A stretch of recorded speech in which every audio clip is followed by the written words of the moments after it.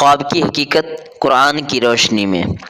یقیناً اللہ تعالیٰ نے اپنے حضور حضرت محمد صلی اللہ علیہ وآلہ وسلم کے خواب کو سچ کر دکھایا۔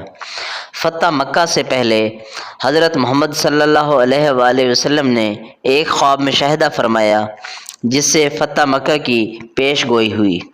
جب بعد میں مکہ فتح ہو گیا تو اللہ نے مندرجہ ذیل بالا آیات نازل فرمائی۔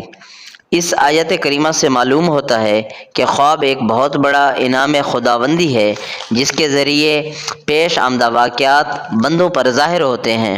یہ علم کا ایسا ذریعہ ہے جس پر محبوبان خدا نہ صرف اعتقاد رکھتے ہیں بلکہ اس خواب میں وارد احکام پر عمل بھی کرتے ہیں، جیسا کہ جب حضرت ابراہیم علیہ السلام کو خواب میں بیٹا ذبح کرنے کا ارشاد ہوا تو آپ نے عالم بیداری میں اس کو پایۂ تکمیل تک پہنچایا تو اللہ تعالیٰ نے ارشاد فرمایا، اے ابراہیم تو نے اپنا خواب سچ کر دکھایا۔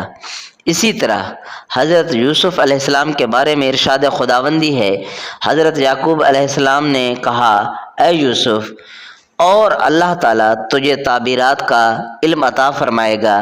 ان آیات سے خواب کی صداقت اور فضیلت اچھی طرح واضح ہو جاتی ہے اور ان متوہمین کا بھی رد ہو جاتا ہے جو خواب کو محض وہم اور صرف خیال تصور کرتے ہیں۔ شکریہ۔